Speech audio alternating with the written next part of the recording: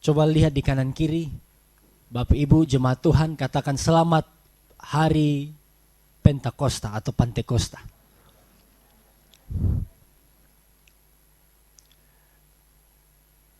Sebenarnya kalau ikut perhitungan waktunya, tepatnya yaitu kemarin ya, hari Sabtu, hari ke-10 kan.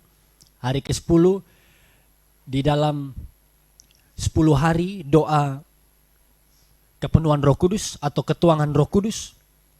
Dan kita gereja-gereja Pantekosta, gereja karismatik di seluruh dunia, kita mengadakan ini nih, doa 10 malam. Untuk memperingati dan juga tentu bukan hanya formalitas, bukan hanya rutinitas, setiap tahun ada doa 10 malam, tetapi kita berdoa karena kita percaya Roh Kudus masih mau memenuhi kita. Karena kita percaya bahwa Roh Kudus mau pakai kita dengan luar biasa. Bilang di kanan kiri sekali lagi, Tuhan mau pakai engkau dengan luar biasa, bilang begitu. Mungkin yang di rumah juga yang ikut ibadah online, yang nonton atau ikuti khotbah ini, saudara ikut doa 10 malam, luar biasa. Atau ada yang ikut doa 10 pagi. Yang doanya di 10 pagi atau 10 siang. Coba angkat tangan, ada? Tidak, kita doa 10 malam, haleluya. Nah, dan hari ini, Bapak Ibu jemaat Tuhan, kita akan melihat bersama-sama kebenaran firman Tuhan.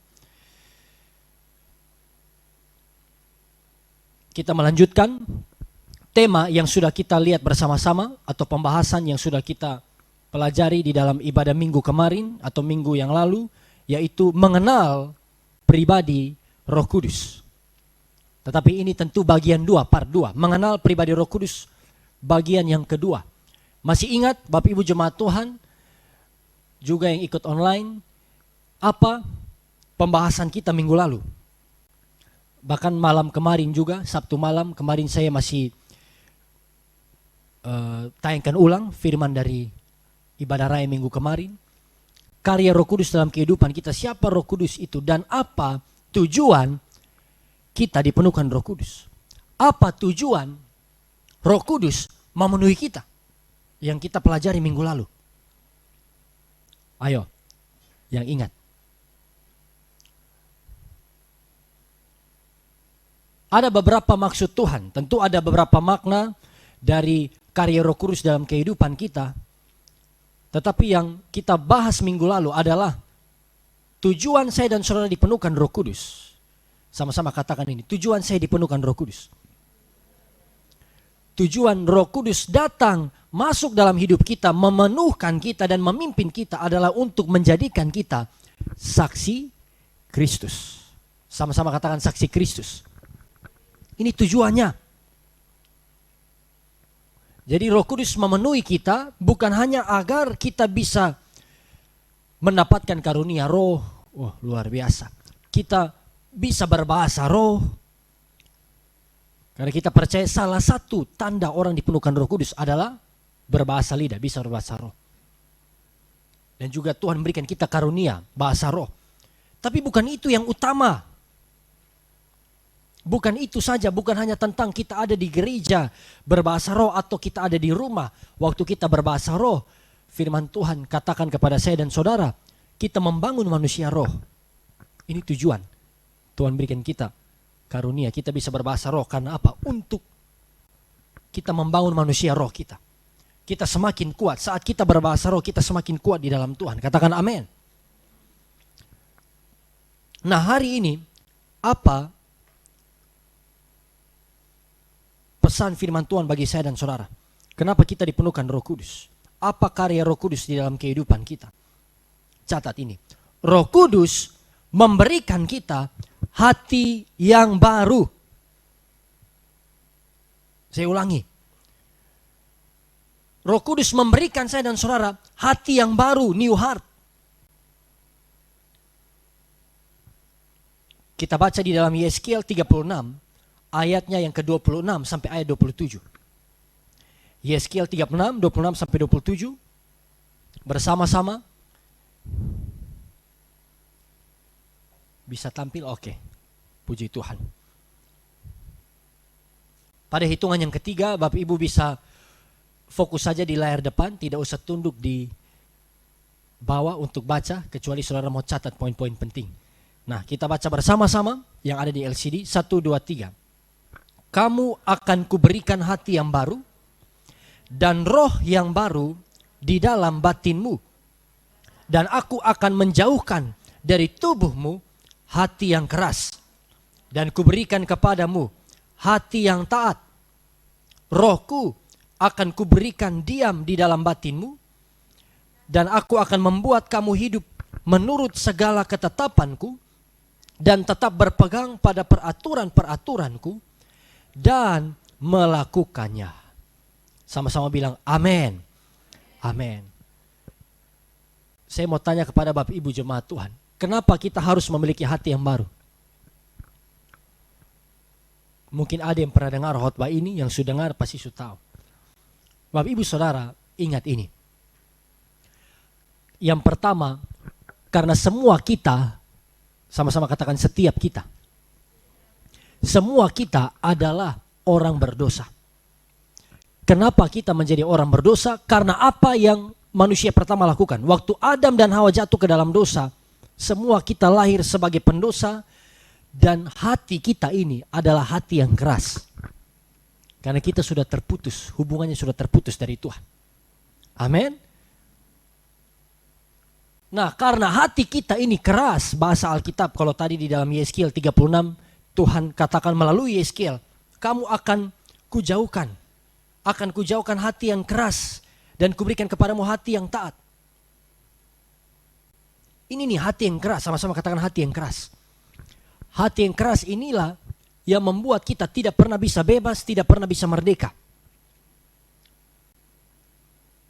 Hati yang keras inilah yang mempengaruhi seluruh kehidupan kita. Perhatikan ini. Karena apa yang ada di dalam hati akan terlihat dari perkataan, akan terlihat dari perbuatan dan gaya hidup kita. Nah, kita semua manusia hatinya sudah korup dalam bahasa Inggris, sudah rusak, sudah hancur. Karena itu jelas sekali bahwa dengan usaha kita sendiri, dengan kehebatan kita sendiri, dengan kekuatan kita sendiri, kita tidak akan pernah bisa jadi sempurna dan layak di hadapan Tuhan. Yang setuju bilang amin. Pelayanan kita, semua yang kita lakukan, kita tidak bisa. Karena hati kita sudah rusak. Kalaupun kita berubah, itu hanya temporer, itu hanya sementara. Cepat atau lambat kita akan jatuh kembali. Makanya kita lihat contoh. Kita semua alami ini mungkin. Tetapi kalau kita lihat di Alkitab kita tahu. Bangsa Israel keluar dari Mesir. Tuhan bawa, Tuhan pimpin bangsa Israel dengan begitu luar biasa. Mereka alami mujizat atau tidak? Saya tanya Bapak Ibu jemaat Tuhan. Israel di padang gurun alami mujizat atau tidak? Satu mujizat, dua, atau banyak mujizat? Mulai dari 10 tulah dulu, mereka lihat dengan mata kepala.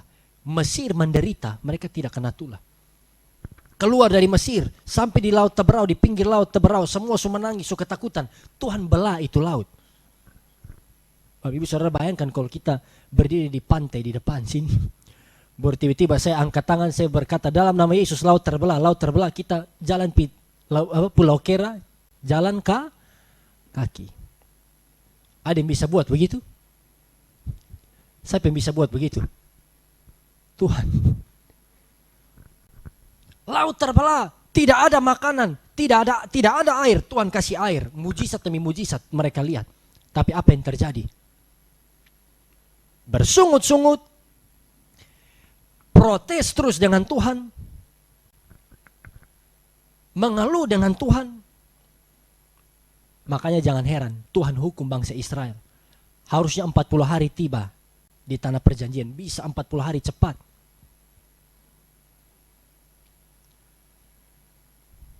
Kalau kita sekarang dengan bis, kalau saudara pergi ikut tur ke Tanah Suci, dengan bis full AC, itu hitungan jam saja. Mesir ke Israel, hitung jam. Lewat padang gurun. Ini berapa lama Tuhan hukum mereka? Bukan 40 hari. 40 tahun. Bilang di kanan kiri, 40 tahun Israel dihukum, bilang begitu.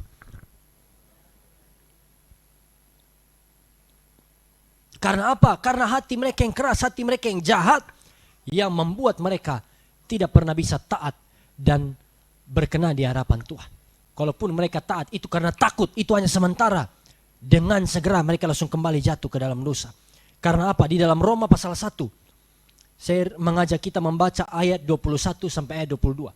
Roma 1 ayat 21 sampai ayat 22. Apa kata firman Allah? Ini salah satu contoh nih. Apa yang Tuhan katakan tentang keadaan kita manusia sebelum kita alami lawatan Roh Kudus. Sebelum kita berjumpa dengan Yesus. Ini keadaan kita. Sama-sama 1, 2, 3. Sebab sekalipun mereka mengenal Allah, mereka tidak memuliakan Dia sebagai Allah atau mengucap syukur kepadanya. Mereka kenal Allah. Dengan otak, dengan akal, dengan pikiran mereka kenal Allah, tapi tidak mengucap syukur, tidak memuliakan Allah. Karena apa? Masalahnya di mana? Hati.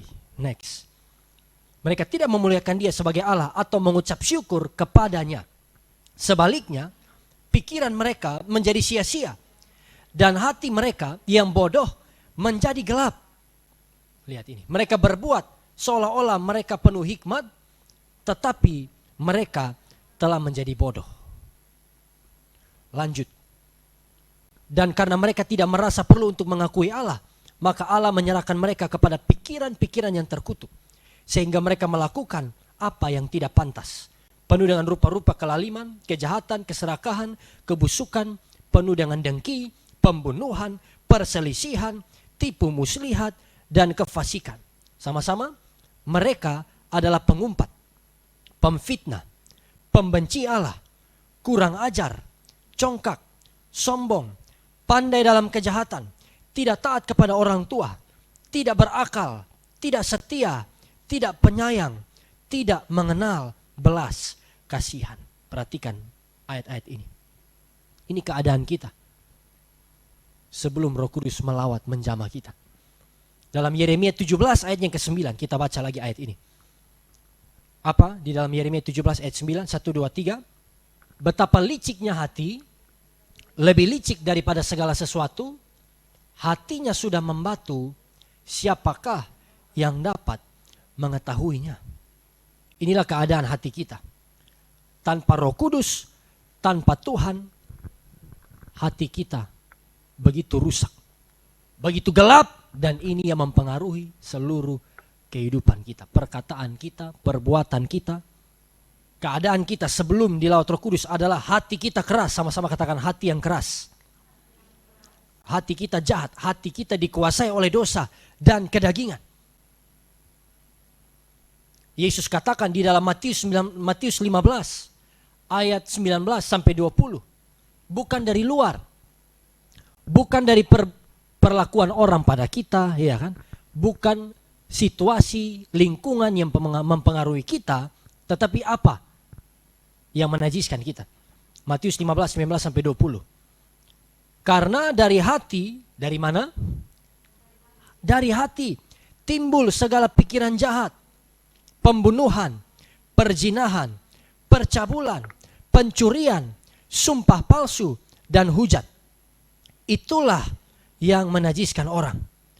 Tetapi makan dengan tangan yang tidak dibasuh tidak menajiskan orang.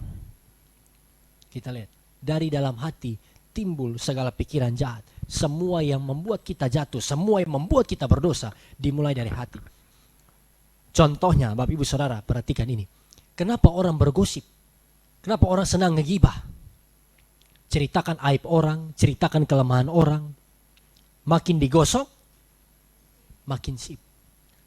Coba lihat di kanan kiri, tanya, lu suka gosip kosong? Yang ketawa sedang berjuang untuk bertobat. Saya tidak katakan yang ketawa mau gosip terus, bukan. Orang nggak gosip, orang menceritakan kelemahan atau keburukan orang lain, itu karena masalahnya ada di mana? Hati. Perhatikan ini. Hati yang dikuasai iri hati. Iri Kalau orang lebih sukses, iri. Kalau orang lebih diberkati, iri. Kalau orang lebih diangkat Tuhan. Makanya kita orang Indonesia tahu istilah itu. Susah lihat orang senang, senang lihat orang susah. Orang di PHK, mungkin lihat tetangga dapat pecat. Baik, puji Tuhan. Tetangga kena pecat, puji Tuhan. Memang pasur, biar kok pantas dialami itu. Lihat orang keluarga bermasalah, keluarga cerai.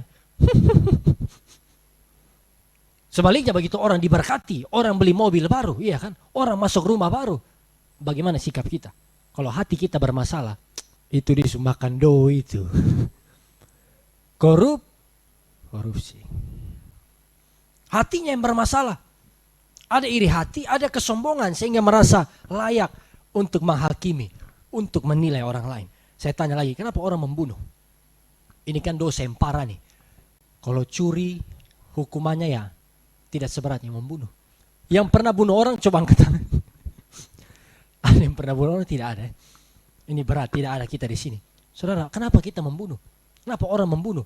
Karena ada kebencian. Ada amarah yang tidak segera dibereskan. Amarah di dalam hati yang tidak terlihat itu. Makanya Tuhan bilang kepada Kain apa? Kenapa murah mukamu, panas hatimu? Dosa sudah mengintip di depan pintu kalau engkau tidak menguasai. Waktu amarah Kain simpan di dalam hati, langsung. Bagian berikutnya, Kain bunuh Deni. Kain bunuh siapa? Adam. Kain bunuh Habel, selesai. Karena amarah, karena kebencian. Bapak Ibu Saudara perhatikan ini. Karena hati yang bermasalah, makanya perbuatan kita pun menjadi jahat. Kenapa orang tidak berdoa? Kenapa orang tidak mau beribadah? Tidak mau baca Alkitab? Waktunya sibuk terus. Dari pagi sampai malam. Kerja, pulang kerja capek. Nonton atau scrolling TikTok, scrolling IG. Kemudian main game. Atau mau keluar, olahraga. Sesudah itu pulang istirahat, ketemu istri, ketemu keluarga. Berulang terus setiap hari. Tidak ada waktu dengan Tuhan. Tidak ada waktu. Hari Minggu orang ibadah, dia ada di mana? Tidur. Apalagi hari Minggu ini paling tepat orang cuci pakaian. Itu disebut tumpuk tuh. Kenapa orang tidak beribadah, tidak berdoa? Karena hatinya yang bermasalah. Amin. Hatinya apa? Hatinya terputus dari Tuhan. Hatinya bergantung kepada kekuatannya sendiri. Saya bisa bertahan sampai hari ini. Ini dia tidak omong dengan mulut. Bapak Ibu Saudara. Dia tidak akui. Tidak bersaksi di depan baru dia katakan saya ada hari ini. Karena saya pintar, karena saya hebat. Bukan. Di depan dia bersaksi. Aku ada hari ini. Karena kemurahan Tuhan. Tapi dalam hati dari perbuatannya kelihatan. Dia bergantung pada gaji. Dia bergantung pada pekerjaan. Bahkan mungkin dia bergantung pada pelayanan non-stop. Tapi tidak ada hubungan dengan Tuhan. Hati orang ini bermasalah. Karena hatinya yang tidak percaya kepada Tuhan. Makanya waktu Roh Kudus memenuhi kita. Perhatikan.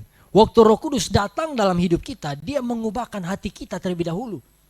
Dalam Yeskiel 36 tadi. Dia mengubahkan hati murid-murid. Saat mereka dipenuhkan Roh Kudus. Seperti yang kita baca dalam Kisah Para Rasul 2. Supaya mereka memiliki hati yang baru. Mereka punya hati yang mengasihi Tuhan. Karena apa? Kalau hati kita sudah dipulihkan. Ingat ini. Kalau hati kita sudah diubahkan. Kalau hati kita baru. Seluruh hidup kita juga akan berubah. Tidak ada amin. Tidak apa-apa. Yang penting saudara dengar. Kalau hati kita diubahkan. Maka seluruh hidup kita akan berubah. Sama-sama katakan dengan saya, kalau hati saya berubah. Katakan lagi, kalau hati saya jadi baru. Hidup saya akan jadi baru. Berubah di sini menjadi apa?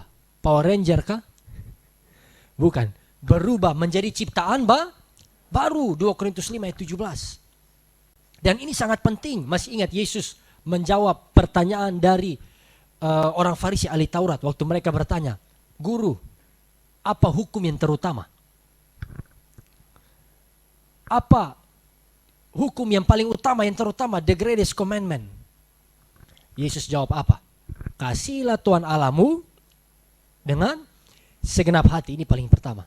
Lalu segenap jiwa, baru segenap akal budi, segenap kekuatan. Ingat ini. Urutannya nomor 1 hati. Segenap hati, jiwa, akal budi, kekuatan. Kenapa Tuhan mau nomor 1 hati? Karena hati ini yang menentukan semua. Makanya Salomo tulis apa? Jagalah hatimu dengan segala kewaspadaan, karena dari situlah terpancar kehidupan. Saya ingatkan kembali kepada Bapak Ibu Jemaat khotbah beberapa bulan lalu ya, tentang menguasai perasaan. Orang mau hebat, orang mau kuat, orang mau terkenal, orang mau kaya, yang paling pintar sekalipun seperti Salomo, kalau tidak bisa kuasai perasaan, selesai. Bilang di kanan kiri, terus berjuang kuasai perasaan, bilang begitu. Kalau hati kita berubah, kalau hati kita mengasihi Tuhan, percayalah, seluruh hidup kita akan mengasihi Tuhan. Pikiran kita adalah pikiran-pikiran yang berkenan di hadapan Tuhan. Perkataan kita adalah perkataan-perkataan berkat, perkataan apalagi firman, perkataan-perkataan iman yang membangun orang lain. Dan perkataan-perkataan kita juga mempermuliakan Tuhan. Perbuatan kita juga adalah perbuatan yang menyenangkan hati Tuhan. Berikan tepuk tangan dulu buat Tuhan kita Yesus Kristus. Amin. Amin. Masalahnya di sini Bapak Ibu Saudara, kenapa Roh Kudus harus beri kita hati yang baru? Karena keadaan kita orang-orang percaya hari-hari ini adalah kita ini, banyak kita, saya tidak mau pukul rata semua orang percaya, tetapi banyak orang percaya yang tidak mengasihi Tuhan. Tetapi mereka hanya mau menunjukkan bahwa mereka mengasihi Tuhan. Catat ini. Banyak orang percaya hati mereka tidak ada dengan Tuhan. Mereka tidak mengasihi Tuhan. Tapi mereka hanya mau menunjukkan, oh saya mengasihi Tuhan. Akhirnya apa? Hati lain, pikiran lain, kata-kata lain, perbuatan lain. Mereka mau menunjukkan mengasihi Tuhan dengan cara apa? Berdoa, melayani, beribadah, bahkan melayani tampil di depan supaya orang lihat, oh dia mengasihi Tuhan. Bahkan mungkin berkhotbah juga, iya kan? Tapi tujuannya apa?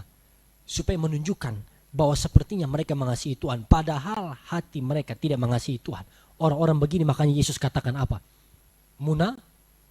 Munafik, hypocrites. Ini keadaan dari orang-orang Farisi ahli Taurat. Kita ingat, orang Farisi ahli Taurat zaman Yesus. Waktu Yesus ada di dunia, apa yang mereka buat? Dari luar tampak beragama, dari luar tampaknya setia sungguh-sungguh kepada Tuhan, tetapi hatinya jauh dari Tuhan. Yesus kutip apa yang Yesaya katakan. Yesus katakan dalam Matius 15 ayat 7-8. Hai orang-orang munafik, benarlah nubuat Yesaya tentang kamu. Next. Bangsa ini memuliakan aku dengan bibirnya, padahal hatinya jauh daripadaku. Bibir memuliakan Tuhan. Perbuatan ada di bait Allah, ada di sinagog melayani Tuhan. Tapi hati di mana? Jauh.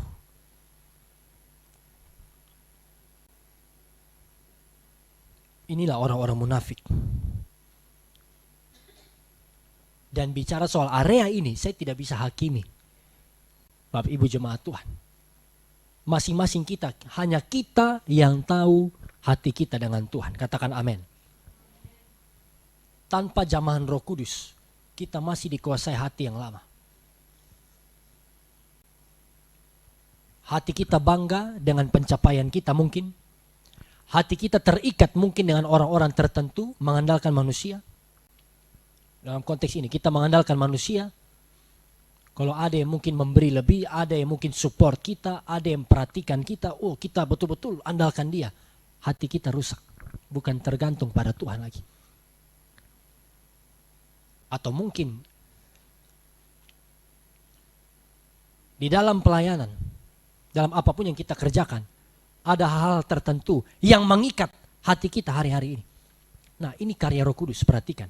Roh Kudus datang nomor satu, saya percaya ini. Sebelum kita bisa jadi saksi, sama-sama katakan sebelum saya jadi saksi. Sebelum kita bisa jadi garam di luar, kita harus asin dulu. Amin.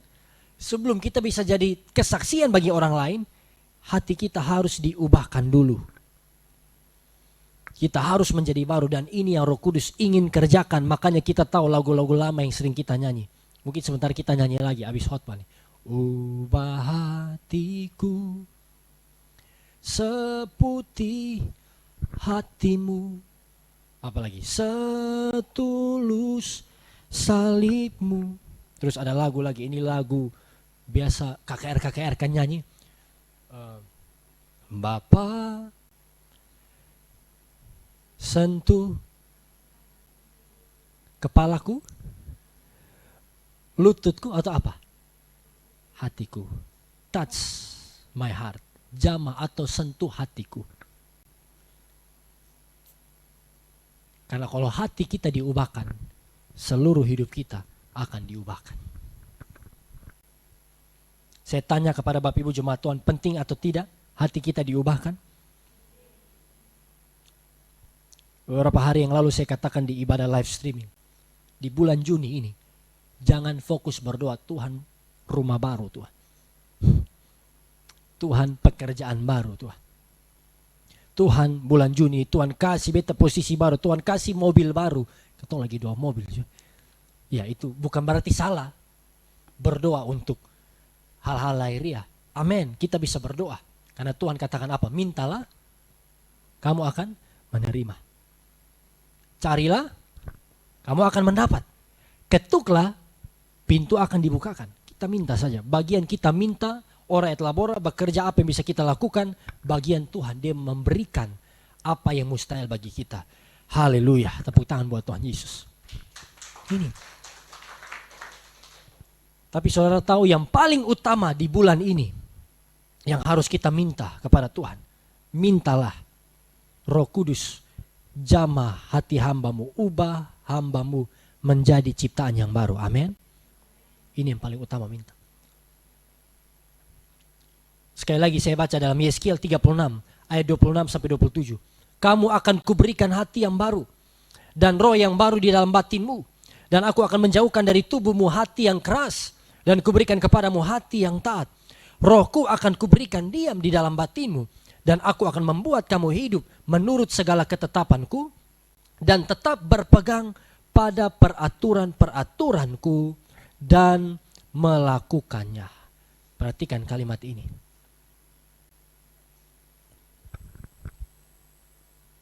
Rohku akan kuberikan diam di dalam batinmu.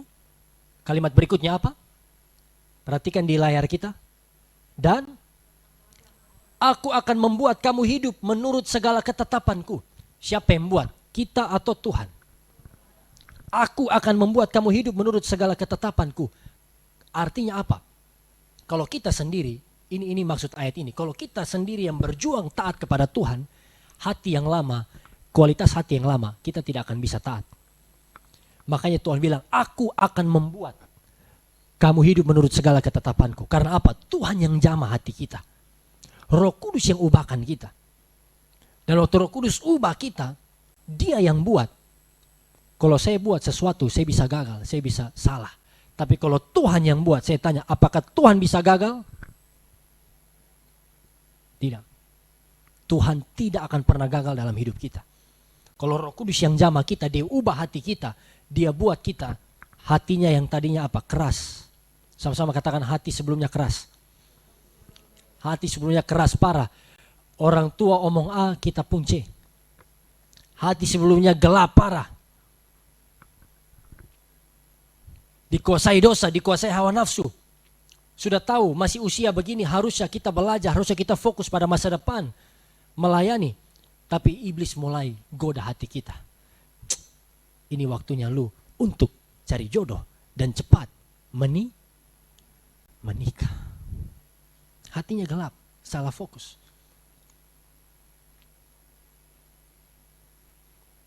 Yang belum menikah coba angkat tangan. Yang belum menikah sih. Om Ferry jangan angkat tangan. Om Ferry beta ya sudah nih. Lebih banyak. Om Melon tadi angkat tangan loh. Yang belum menikah tapi mau menikah. Coba angkat tangan. Yang mau menikah. Oh kayak toh Bro Sandi di belakang angkat tangan semua.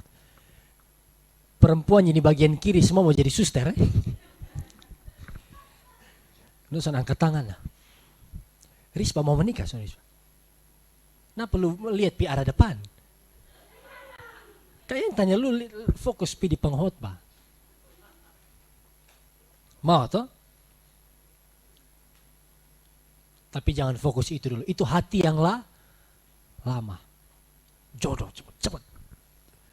Dapat lihat orang, dapat lihat siapa langsung mau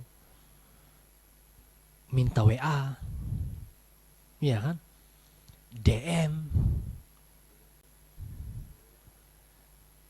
Awi BBM lah, itu generasi berapa tuh? Messenger. Iya toh? Itu hati yang lama.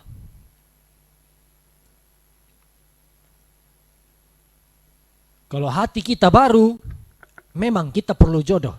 Amin.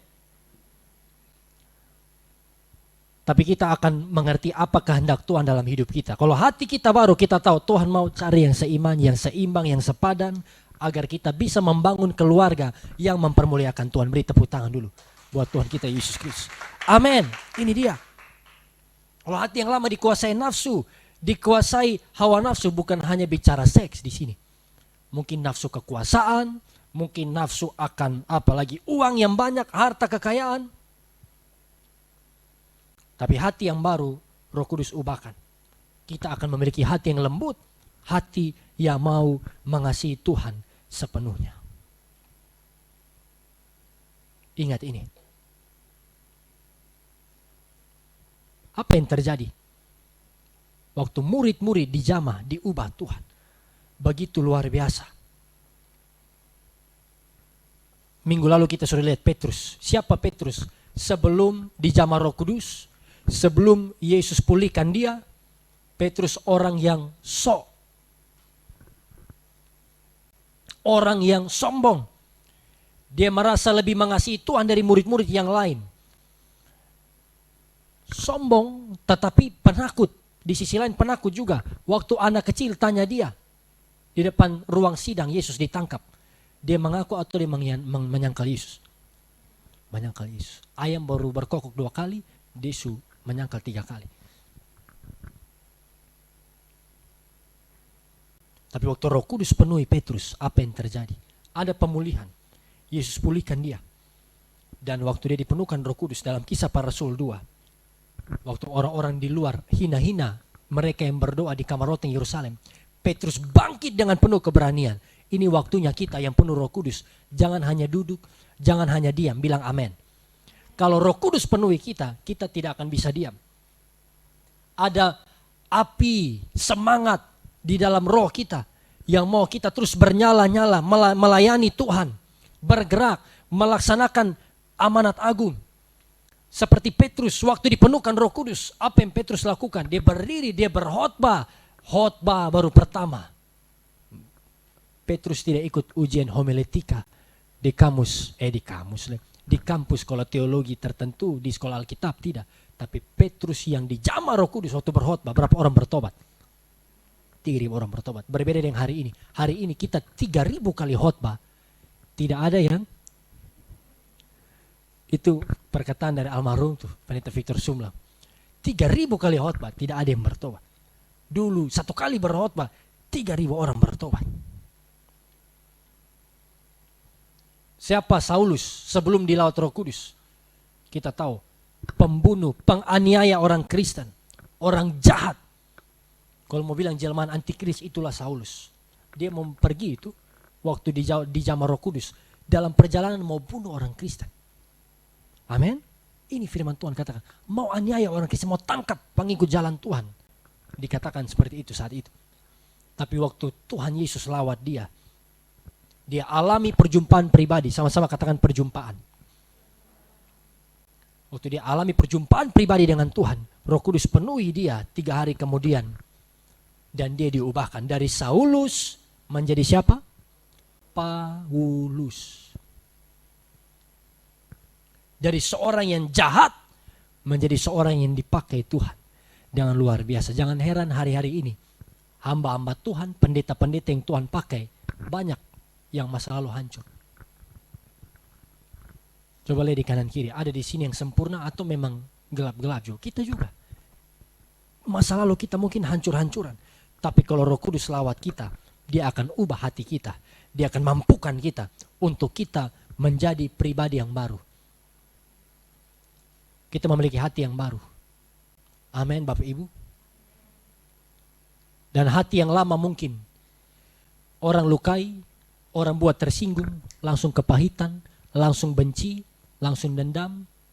Tapi kalau kita punya hati yang baru, kita tahu apa yang menjadi karakter Kristus. Buah roh itu ada dalam hidup kita. Orang masih serang-serang kita. Di luar sana orang mungkin masih fitnah kita. Orang iri dengan kita. Tantangan pergumulan datang silih berganti dalam hidup kita. Bisnis baru mau berkembang, mungkin baru mau naik-naik. Tuhan izinkan lagi ada tantangan. Tuhan izinkan lagi kita alami kerugian. Tantangan datang. Dalam pelayanan kita mau bergerak, mau memperluas kerajaan Allah. Pemerintah yang tutup tempat pelayanan kita. Orang-orang mungkin di sekeliling kita yang hambat pelayanan kita. Tapi kita tidak akan menyerah, kita tidak akan mundur. Karena apa? Hati kita sudah diubahkan. Kita akan tetap taat dan setia. Seberat apapun pergumulan kita. Karena kita tahu Yesus katakan apa? Barang siapa yang mau ikut aku, ya harus menyangkal diri, memikul salib, baru ikut Tuhan.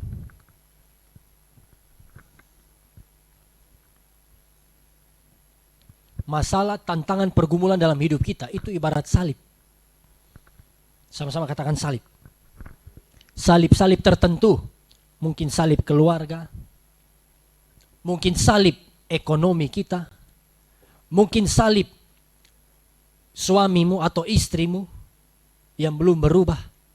Mungkin salib anak-anakmu yang dikuasai oleh kecanduan-kecanduan yang menghancurkan. Mungkin salib orang tuamu yang belum bertobat hari ini. Itu jadi salibmu. Apalagi mungkin salib olokan-olokan, hinaan orang lain. Sampai hari ini engkau belum menikah. Sampai hari ini engkau masih begini-begini saja. Itu salib semua. Tanpa hati yang baru kita sudah tumbang, sudah keluar, sudah lari. Tapi kalau kita punya hati yang baru, kalau Roh Kudus bekerja, salib akan semakin berat. Masalah tidak akan semakin mudah. Saudara, di Juni 2022 masalah akan semakin berat. Amin. Tantangan lebih kuat lagi. Karena itu kita butuh Roh Kudus. Kita butuh Holy Spirit, Roh Kudus untuk apa? Untuk mengubahkan kita.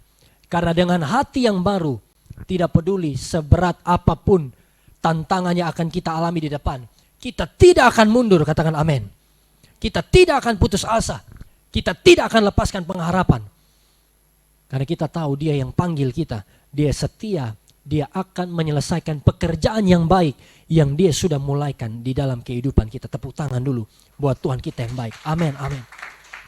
Hati yang baru, saya ingin akhiri seperti ini. Kalau Tuhan memberikan kita hati yang baru, waktu kita diubahkan, ingat ini. Kita akan mampu menjadi saksi bagi orang-orang yang ada di sekeliling kita. Orang-orang akan melihat kita. Orang-orang akan lihat kita. Tanpa kita omong, tanpa kita khotbah. Orang-orang omong, wah ini Bapak luar biasa. Dia posisinya hebat. Dia posisinya strategis di kantor.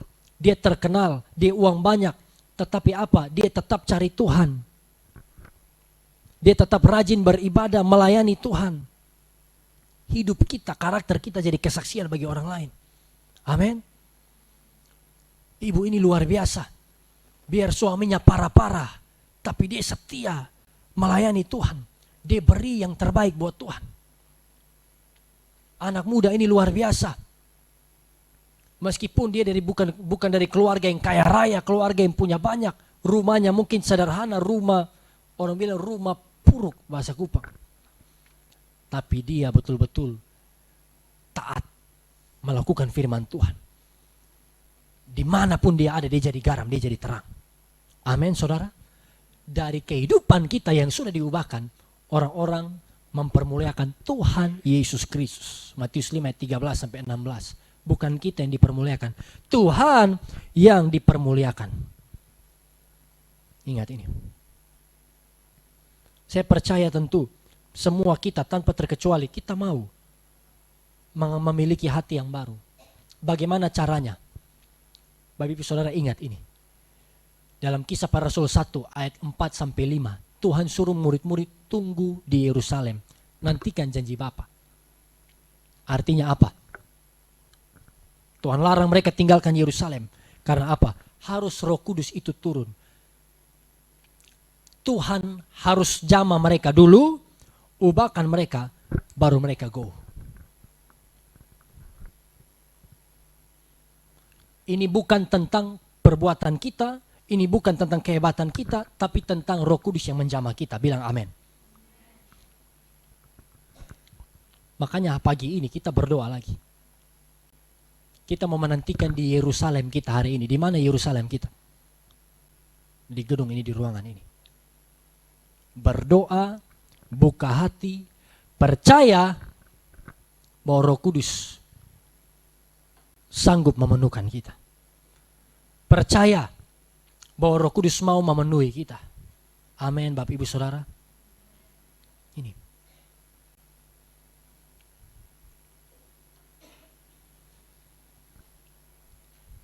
Kita sudah baca ayatnya.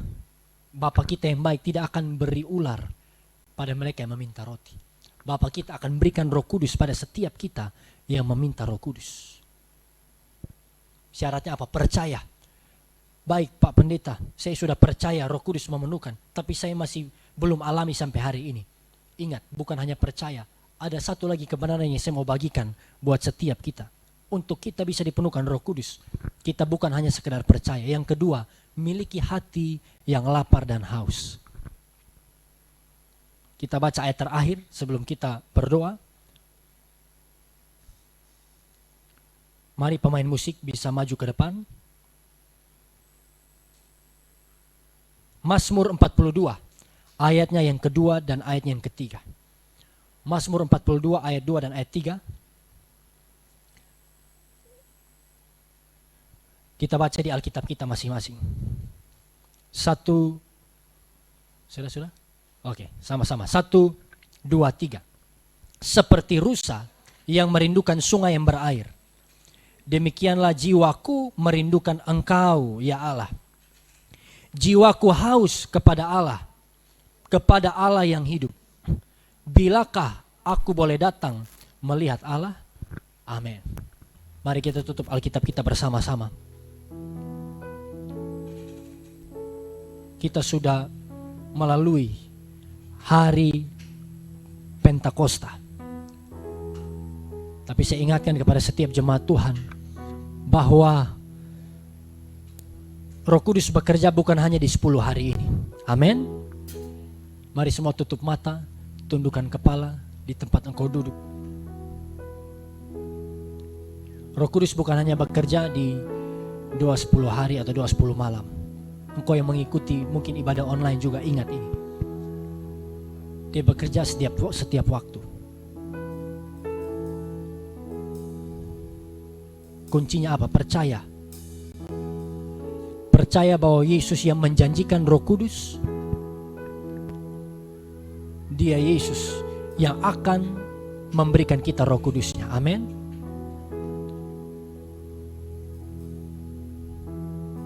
Dan yang kedua, miliki hati yang lapar dan haus. Bapak Ibu Saudara, kalau kita haus saja dengan air jasmani, kalau kita haus dalam pekerjaan kita sedang sibuk lalu kita rasa haus, kita pasti berusaha untuk dapatkan air minum. Kita stop bekerja, kita istirahat, kita cari air minum, sampai kita dapat minum dulu baru kita puas. Kita tidak akan berhenti mencari, kita tidak akan pernah berhenti berusaha sampai kita dapat air. Begitu juga dengan Roh Kudus. Kalau kita lapar dan haus akan Dia, kita tidak akan berhenti sampai kita sungguh-sungguh dipenuhkan. Kita mau berdoa terus, cari wajah Tuhan, memohon. Karena apa? Waktu Dia datang, Dia mengubahkan hati kita menjadi baru. Mari kita berdiri bersama-sama.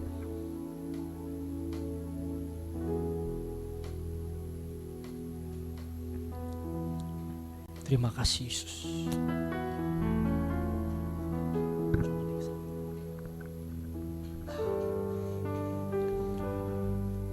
Angkat dua tangan Bapak Ibu jemaat Tuhan. Dia ada bersama-sama kita. Mari berdoa di Juni 2022 ini. Kita ada di minggu pertama ini. Minta, Tuhan, aku tidak mau hal-hal yang lain. Tuhan bisa memberkati aku, tapi aku minta yang paling utama di bulan Juni ini, berikan aku hati yang baru. Hati yang bisa melihat seperti Yesus melihat. Hati yang bisa merasa seperti Yesus merasa. Hati yang lembut, hati yang mau diubahkan seturut kehendak Tuhan. Terima kasih Yesus. Terima kasih Yesus.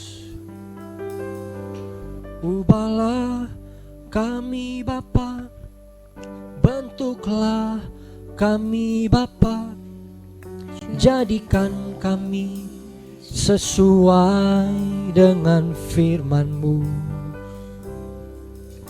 Ubahlah kami Bapa, bentuklah kami Bapa, jadikan kami sama seperti Yesus. Katakan, ubahlah kami Bapa. Ubahlah kami Bapa, bentuklah kami Bapa, jadikan kami sesuai dengan firman-Mu. Amin. Ubahlah kami Bapa, bentuklah kami Bapa, jadikan kami sama seperti Yesus. Mari renungkan firman yang sudah kita terima hari ini.